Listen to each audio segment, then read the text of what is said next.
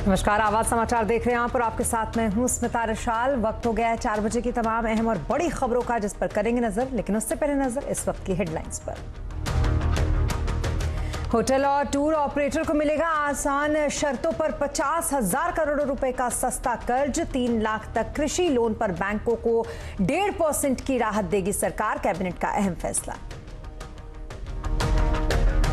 Mission 2024 के लिए BJP संसदीय बोर्ड में बड़ा फेरबदल। नितिन गडकरी, शिवराज सिंह बाहर, येदियुरप्पा की हुई एंट्री। फडणवीस को चुनाव कमेटी में जगह। बाजार लगातार 7वें दिन बढ़त पर बंद। सेंसेक्स 418 पॉइंट चढ़कर 60,260 पर बंद और निफ्टी भी 119 पॉइंट चढ़कर सरकारी बैंकों के शेयर में तेजी। मिशन 2024 की तैयारी में Kejriwal. Make in India number 1 program किया लॉन्च। फ्री शिक्षा, फ्री इलाज, किसानों का दाम, महिलाओं को देंगे पूरा सम्मान। नीतीश के दागी कानून मंत्री कार्तिकेय सिंह पर बढ़ा बवाल। विपक्ष ने पूछा सवाल, अपहरण के आरोपी ने कैसे ली शपथ? तो नीतीश बोले मामले की अभी जानकारी नहीं।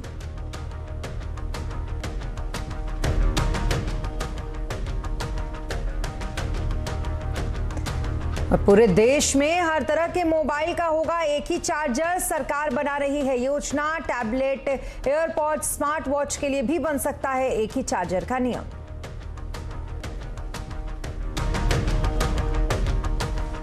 और खबरों की शुरुआत करेंगे बीजेपी के जो संसदीय बोर्ड और केंद्रीय चुनाव समिति में फेरबदल हुआ है उससे। दरअसल संसदीय बोर्ड में मध्य प्रदेश के मुख्यमंत्री शिवराज सिंह चौहान और केंद्रीय मंत्री नितिन गडकरी को इस बार बाहर कर दिया गया है। सर्बानंद सोनोवाल और बीएस येदियुरप्पा को बीजेपी ने बोर्ड में शामिल किया है। महाराष्ट्र के डिप्टी सीएम देवेंद्र फडणवीस को चुनाव समिति का सदस्य बनाया गया है। इसके अलावा वन मंत्री भूपेंद्र यादव और राजस्थान से आने वाले ओम माथुर को भी चुनाव समिति में जगह दी गई है। बीजेपी के संसदीय बोर्ड और चुनाव समिति के अध्यक्ष जेपी नड्डा होंगे। आपको बता दें कि संसदीय बोर्ड बीजेपी की सबसे ताकतवर संस्था है। पार्टी के तमाम बड़े फैसले इसी बोर्ड के जरिए लिए जाते हैं और इसमें एक बड़ा बदलाव देखने को मिल रहा है। इस खबर में ज्यादा जानकारी के लिए हमारे साथ हमारे संवाददाता मानव यादव जुड़ रहे हैं, जिनसे जानेंगे कि आखिरकार इस फेरबदल के पीछे क्या कुछ रणनीति है। मानव, 2024 को देखते हुए तो कहीं न ये पूरा फेरबदल तो नहीं किया गया? बिल्कुल, देखिए कर्नाटक में 2023 में विधानसभा चुनाव होने हैं, उसके बाद फिर लोकसभा के चुनाव 2024 में होने हैं। बड़ी बात यह है कि अब तक संसदीय जो बोर्ड होता है, पार्लियामेंट्री बोर्ड होता है, उसमें मुख्यमंत्री उनके सदस्य होते थे। शिवराज सिंह चौहान रहे, जब नरेंद्र मोदी गुजरात के मुख्यमंत्री थे तब वे उसके सदस्य रहे। तो एक परंपरा चली आ रही थी। अब ये परंपरा एक तरह से पूरी तरह से खत्म कर दी गई है, क्योंकि ये सवाल उठ रहा था कि योगी आदित्यनाथ एक बड़े चेहरा है और मुख्यमंत्री हैं उत्तर प्रदेश के, तो उनको इस बोर्ड में क्यों ना रखा जाए। तो इसी सिलसिले को खत्म करते हुए शिवराज सिंह चौहान को बोर्ड से हटा दिया गया है। गडकरी, उन्होंने उनके मंत्रालय में उन्होंने बेशक बहुत बड़े बड़े काम किए हैं और काफी अच्छे रोड बने हैं, उनको भी इस बोर्ड से हटाया गया है। बीएस येदियुरप्पा को लाया गया है क्योंकि कर्नाटक के बड़े चेहरे हैं, चुनाव आने वाले हैं, तो कहीं ना कहीं 2024 की तैयारी बीजेपी इसमें कर रही है। और तमाम ऐसे जो नेता जो जमीन पर चुनावों को लेकर काफी एक तरीके से रहे कि बीजेपी की लड़ाई को आगे बढ़ा रहे हैं, तमाम राज्यों में, चाहे देखिए भूपेंद्र यादव हो, उनको भी चुनाव समिति में जगह दी गई है। तो इस तरीके से अगर आप देखें तो 2024 की जो लड़ाई है उसको लेकर बीजेपी ने कमर कसना शुरू कर दी है। जेपी नड्डा जो कि पार्टी के अध्यक्ष हैं, वो दोनों समिति और बोर्ड के अध्यक्ष भी हैं। तो इन नए लोगों को जगह दी गई है। शाहनवाज हुसैन जो 15 साल से इन समितियों में थे, उनको वहां से हटाया गया है। तो एक तरीके से जो पार्टी की सबसे बड़ी संस्था मानी जाती है पार्लियामेंट्री बोर्ड, उसके भीतर ये बड़े बदलाव माने जा रहे हैं और ये कहा जा रहा है कि 2024 के लिए बीजेपी ने पूरी कमर कस ली है।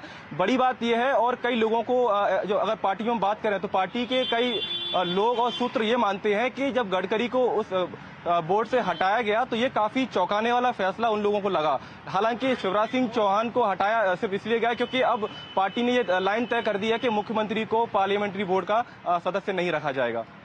जी, बहुत शुक्रिया मानव, तमाम डिटेल्स और जानकारी के लिए आपका। तो कुल मिलाकर ये बड़ा फेरबदल कहीं ना कहीं 2024 के मद्देनजर किया गया है।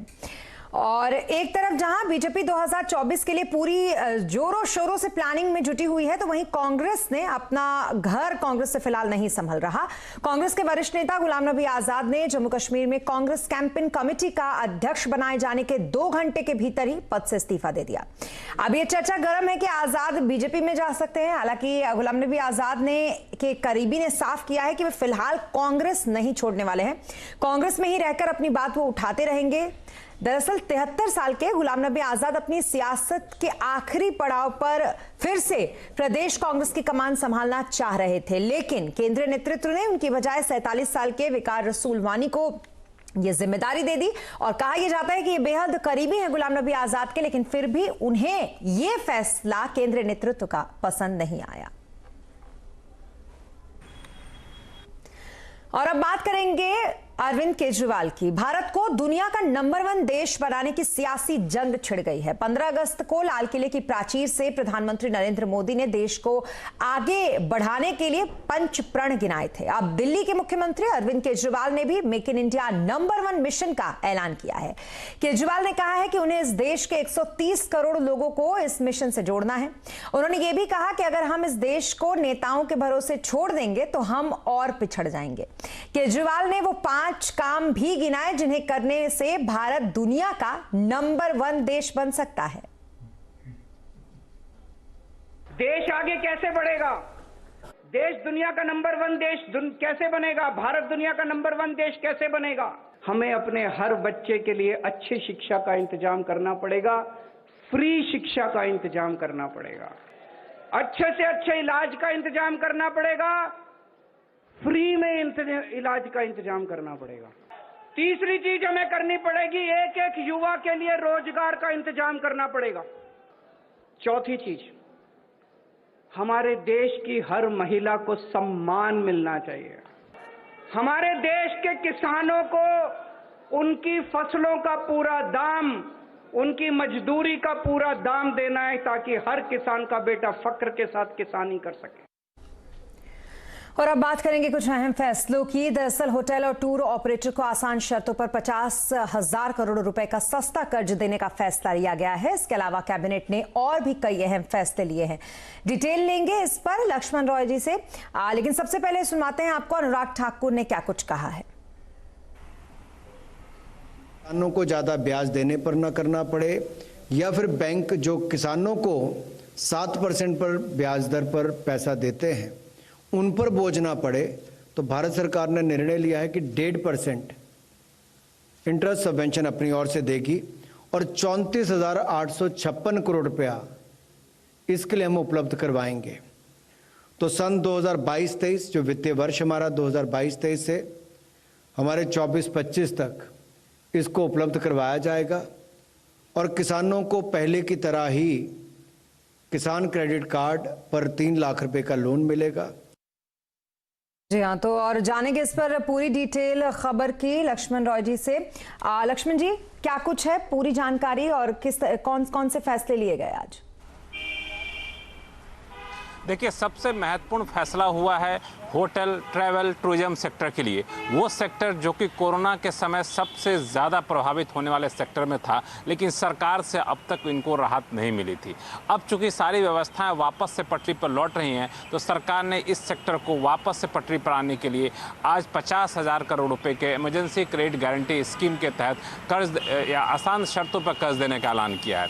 इस होटल, ट्रैवल, टूरिज्म सेक्टर के जो छोटी छोटी कंपनियाँ हैं, मझोली कंपनियाँ हैं, टूर ऑपरेटर हैं, ट्रैवल ऑपरेटर हैं, छोटे छोटे होटल मालिक हैं, होटल हैं, उनको सरकार इमरजेंसी क्रेडिट देगी बगैर किसी गारंटी के, यानी वो बगैर किसी गारंटी के कर्ज ले सकेंगे और ये कर्ज जो है 50,000 करोड़ रुपए कुल मिलाकर सरकार देगी। दूसरा जो महत्वपूर्ण फैसला लिया गया है वो आपको किसानों के लिए। दरअसल कोविड के टाइम में सरकार ने ये कहा था कि किसानों को हम सस्ते ब्याज दर पर कर्ज मुहैया कराएंगे। ये कर्ज उनको मुहैया कराएंगे 4% 3% के ब्याज दर पर। चूंकि उस वक्त किसानों का जो कर्ज था वो 7% था, तो सरकार ने 3% का इंटरेस्ट सबवेंशन का ऐलान किया था कि 3% बैंकों को सरकार देगी, बैंक 4% ही किसानों से चार्ज करे।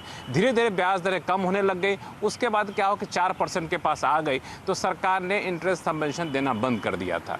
अब फिर से वापस ब्याज दरें बढ़नी शुरू हो गई तो किसानों को 4% से ज़्यादा पर कर्ज ना मिले, ये सुनिश्चित करने के लिए सरकार ने यह तय किया है कि 1.5% इंटरेस्ट सबवेंशन देंगे। यानी बैंक किसानों को 4% पर ही कर्ज देंगे, लेकिन बैंक का लागत चूंकि ज़्यादा है तो सरकार वहाँ पर 1.5% इंटरेस्ट सबवेंशन के तौर पर बैंकों को देगी। तो बैंकों को इस इंटरेस्ट सबवेंशन के तौर पर 34,856 करोड़ रुपए दिया जाएगा। इस तरीके से परंपरागत ज्ञान को बढ़ावा देने के लिए सरकार ने जो ट्रेडिशनल नॉलेज एक्सेस है उसका दायरा भी बढ़ाने का फैसला लिया है।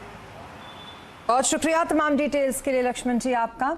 तो कुल मिलाकर ये थे कुछ अहम फैसले कैबिनेट के जो बता रहे थे लक्ष्मण जी। और अब बात देश को नंबर 1 बनाने के लिए पीएम मोदी और केजरीवाल में से किसका प्लान है बेस्ट, आज आवाज अड्डा में इसी पर करेंगे बड़ी चर्चा शाम 7:57 पर।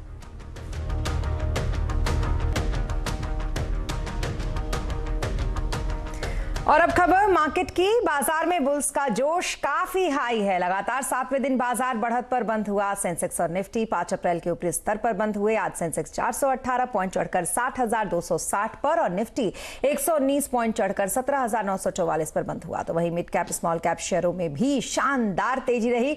सुमित से समझेंगे मार्केट का पूरा हाल। तो सुमित बताइए क्या कुछ हाईलाइट्स रहे आज के बाजार के। देखिए बढ़िया रफ्तार आज निफ्टी और सेंसेक्स दोनों में देखने को मिली। 60,000 के पार सेंसेक्स आज फिर से पहुंचता हुआ दिखाई पड़ा। निफ्टी ने भी आज इनफैक्ट निफ्टी फ्यूचर तो 18,000 के पार पहुंच गया। निफ्टी भी स्पॉट फ्रंट पे करीब 17,965 के ऊपर जाकर बंद होता हुआ दिखाई पड़ा। तो एक बढ़िया रफ्तार बाजारों के अंदर बनी हुई है। Mid cap index small cap index में तेजी है। निफ्टी बैंक तेजी में है।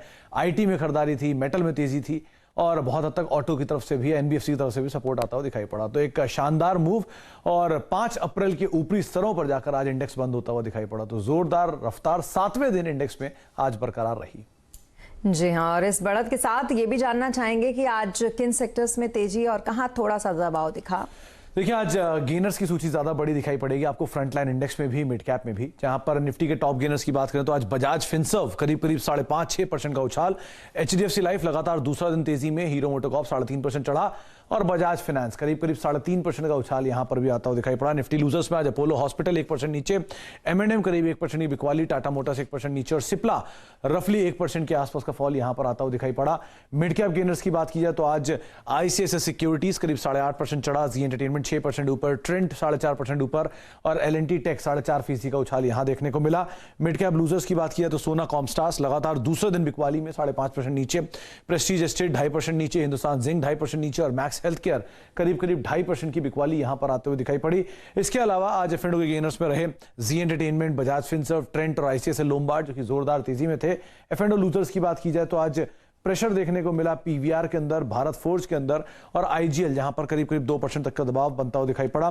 आईटी में लीड कर रहा था एल&टी टेक, टेक महिंद्रा, एम्फेसिस और एचसीएल टेक। इसके अलावा आज लीड कर रहा था एफएमसीजी में Tata consumer, HUL, Dabur, ITC. In fact FMCG तो नए शिखर पर भी जाकर बंद होता हुआ दिखाई पड़ा।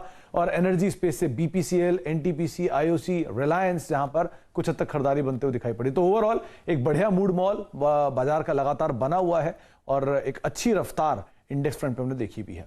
जी बहुत शुक्रिया तमाम डिटेल्स के लिए और मार्केट अपडेट के लिए आपका सुमित। और अब बाजार के बाद बात बिहार की, क्योंकि बिहार में नीतीश तेजस्वी सरकार के कानून मंत्री कार्तिकेय सिंह पर बवाल मचा हुआ है। विपक्ष ने सवाल उठाया है कि आखिर अपहरण के आरोप में फरार चल रहे कार्तिकेय सिंह ने शपथ ली कैसे। सुशील मोदी ने तो सीधे सीधे आरोप नीतीश कुमार पर लगा दिया है। उनका कहना है कि नीतीश को सब कुछ मालूम था, इसके बावजूद भी उन्होंने कार्तिकेय को शपथ दिलाई है। बीजेपी ने मांग की है कि कानून मंत्री को बर्खास्त किया जाए। तो वहीं बिहार के सीएम नीतीश ने कहा है कि उनको मालूम नहीं है और पता करके वो कार्रवाई जरूर करेंगे। उन पर वारंट जारी हुआ है सर कार्तिकेय पे? नहीं को नहीं पता, इसके बारे में जानकारी हमको। उन पर वारंट जारी हुआ है सर कार्तिकेय पे? नहीं को नहीं पता, इसके बारे में जानकारी हमको। नीतीश कुमार जी, मैं आपसे उम्मीद करूंगा कि थोड़ी तो हिम्मत दिखाइए। भाजपा का साथ छोड़ने में तो आप बड़ी जल्दी हिम्मत दिखा देते हैं बिना बताए। और एकाएक ये क्या हो गया, क्यों हुआ, कैसे हुआ? तो अब सत्ता में रहने के लिए अब आप कॉम्प्रोमाइज कर रहे हैं और अपने को सुशासन बाबू कहते हैं। और अब बात मनी कंट्रोल प्रो की बेहद आकर्षक ऑफर्स की। दरअसल मनी कंट्रोल अगस्त में फाइनेंशियल आजादी का उत्सव मना रहा है और इस खास मौके पर लेकर आया है फाइनेंशियली फ्रीडम ऑफर, जिसके तहत मनी कंट्रोल प्रो का सब्सक्रिप्शन आप नेट जीरो कॉस्ट या यूं कहें कि मुफ्त में पा सकते हैं। अब इसके लिए आपको रोजाना ₹1 की दर से मनी कंट्रोल प्रो का सब्सक्रिप्शन लेना है। इस सब्सक्रिप्शन के साथ ही आपको हमारे ब्रांड पार्टनर की ओर से मिलेंगे ₹1500 के आकर्षक वाउचर। इसलिए देर ना करें, मनी कंट्रोल ऐप या वेबसाइट पर जाएं और इस धमाकेदार ऑफर का फायदा उठाएं। खबर आपके बेहद काम की, क्योंकि जल्द ही पूरे देश में एक ही तरीके का मोबाइल चार्जर हो सकता है। इतना ही नहीं, गैजेट्स जैसे कि एयरपॉड्स हो गए, स्मार्ट वॉच और टैबलेट्स, इनके लिए भी एक तरीके के चार्जर की बात हो रही है। इसके लिए आज कंज्यूमर अफेयर मंत्रालय ने आज सभी स्टेक होल्डर्स के साथ बैठक की और साथ ही इस पर ज्यादा खबर क्या है, इस डिटेल को जानने के लिए हम जुड़ते हमारे संवाददाता असीम मनचंदा इस वक्त हमारे साथ हैं। असीम, बताइए क्या है ये कॉमन चार्जर वाली पूरी स्टोरी, क्या क्या डेवलपमेंट्स हुए हैं अब तक इसमें? देखिए, सरकार ये चाहती है कि जितने भी मोबाइल डिवाइस या इलेक्ट्रॉनिक गैजेट्स जो आप यूज़ करें उसका एक कॉमन चार्जर हो। चाहे आप स्मार्ट वॉच यूज़ करें, चाहे आप टैबलेट यूज़ करें, चाहे एयरपॉड्स यूज़ करें या मोबाइल यूज़ करें, तो आपको बार बार उनके लिए चार्जर जो है ना बदलना पड़े। तो इसके लिए जो कंज्यूमर अफेयर मंत्रालय है उसने सभी स्टेक होल्डर के साथ बैठक जो है वो बुलाई है। इसमें फिक्की, CII, टेलीकॉम, जो मोबाइल हैंडसेट कंपनियों के रिप्रेजेंटेटिव, इंडियन सेलर एसोसिएशन के रिप्रेजेंटेटिव जो है इस बैठक में शामिल हैं। तो सरकार एक कंसेंसस बनाने की कोशिश कर रही है कि टेलीकॉम का जो कंपनियां, मोबाइल हैंडसेट कंपनियां हैं, जब भी रोल आउट करें अपने नए हैंडसेट प्रोडक्ट्स का, तो उसमें एक कॉमन चार्जर जो है वो हो और उसी के जरिए सरकार जो है, उसी के जरिए कंज्यूमर जो है उसको बार बार अपना हैंडसेट अगर वो बदले भी तो उसको चार्जर जो है वो ना बदलना पड़े।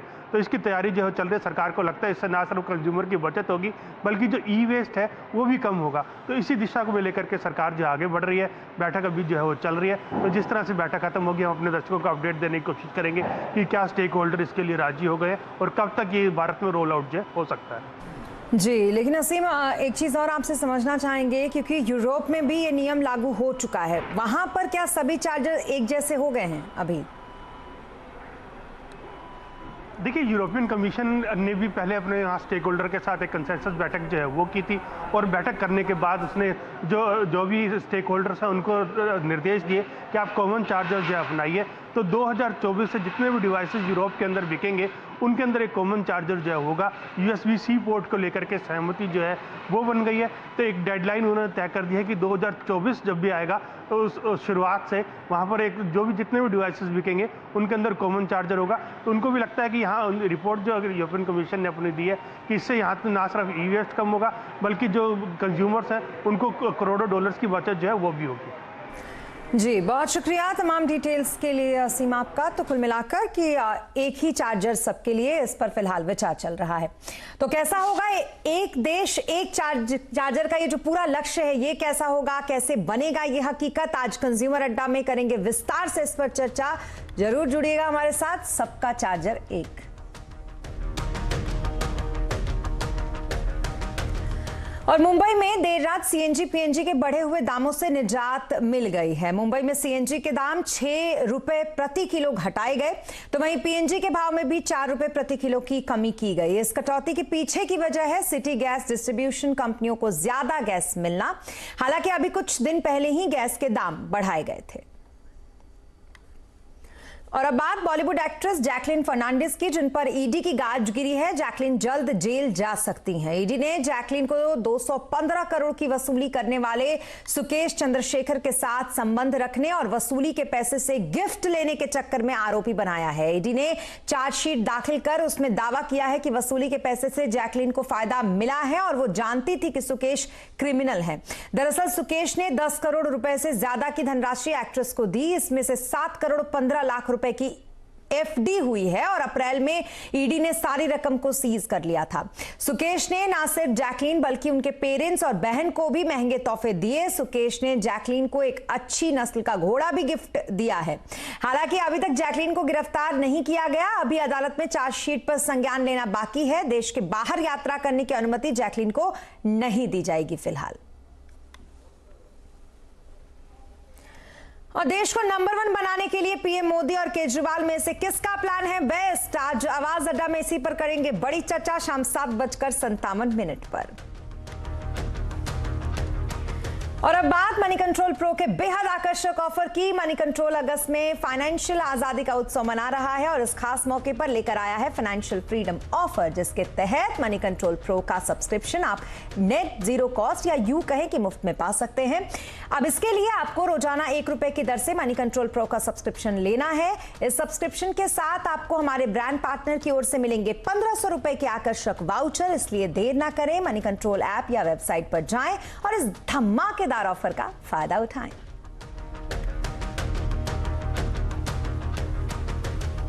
और इसी के साथ इस बुलेटिन में फिलहाल इतना ही, लेकिन खबरों पर लगातार अपडेट के लिए आप बने रहें CNBC आवाज के साथ। नमस्कार।